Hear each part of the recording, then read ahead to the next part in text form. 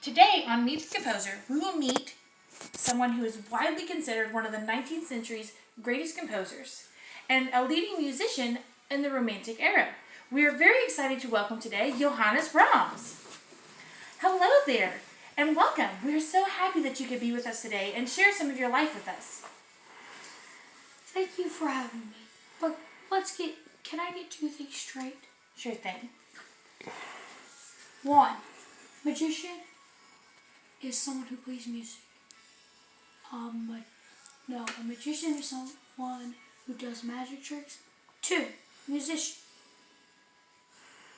It plays music. Don't get it mixed up.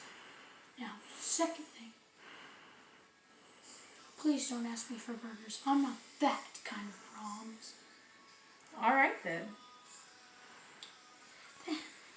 Okay, let's see. Oh, yes. Thank you for having me. It's been a long time since I've been out and about. Wow. All the way to styles have changed since 1800s. What's that? That's a camera. Here, let's get back on topic. Let's start at the beginning. Can you tell us how and when you began your career? I'm happy to share. I was born May 7th, 1833 in Hamburg, Germany. I hear some of you know where Germany is on the map. I was the second of my parents' 3 children. But my parents were very poor. But my father was an accomplished musician and could play just about any instrument he touched. I begged my father to teach me piano. He was more comfortable with the string instruments. He found one of the best teachers for me named Wilhelm Kossel. Poor guy. I wanted to practice all hours of the day and night. But he was very patient with me. Wow, it sounds like your love of music kept you very busy. Did you have time for anything else? Well, in order to help my family, sometimes I would make extra money playing dance music at the Spooky Taverns on Hamburg's waterfront. But many agreed that was no place for youth to be spending his time. But it didn't bother me much, because I always brought my books along. Read adventure stories, poems, escaping into the stories, keep my mind off my exhausting job. Oh, wow. It sounds like you were very busy. I hear that unlike other composers of your era, that you did not primarily compose music for the money, but rather for the love of music itself.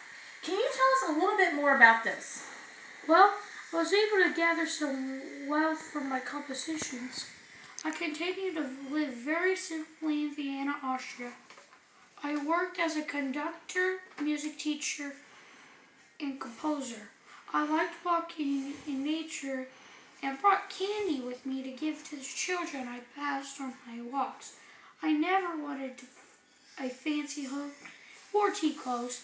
Sometimes I forgot to wear socks like now. I had too much music on my mind.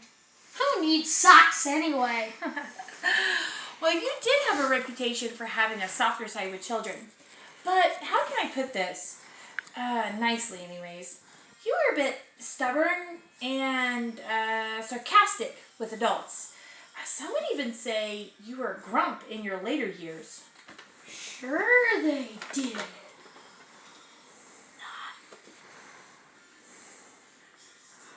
I suppose I do have to admit to that. I was a bit of a perfectionist at it too, and often destroyed finished pieces I deemed unworthy, including some 20-string quartets.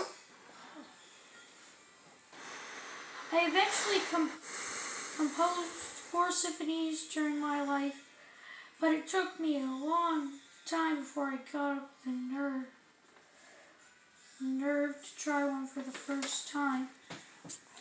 They are written for large orchestras and usually have 3 or 4 parts. that are called movements. Complicated, right? I was afraid of everyone comparing my symphonies to the great symphonies of Beethoven,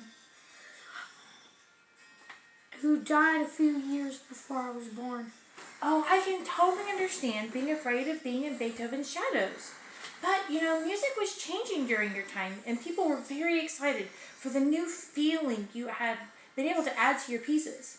For example, for over 100 years, children all over the world have been falling asleep to your lullaby, originally called Wiegenlied. Wow, 100 years? You're kidding. No, not kidding. Okay, maybe I don't feel so bad anymore. Wait, before you go, would you please tell us about the time that you met the great American inventor, Thomas Edison? Ooh. Okay, I suppose the students here must enjoy hearing about that. In 1889, he visited me in Vienna and invited me to perform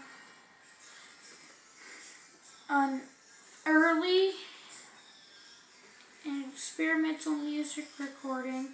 I played a shortened version of my Hungarian Dance No. 1 on the piano.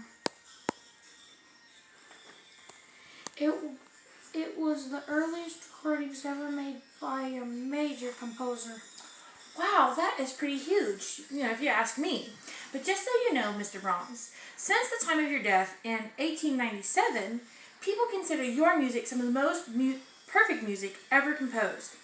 And your 64 years of life earned you the honor of being known as one of the 3 Bs of classical music: Bach, Beethoven, and Brahms. You should be very proud. Thank you for sharing your life with us today. Audience, let's give Johannes Brahms a round of applause.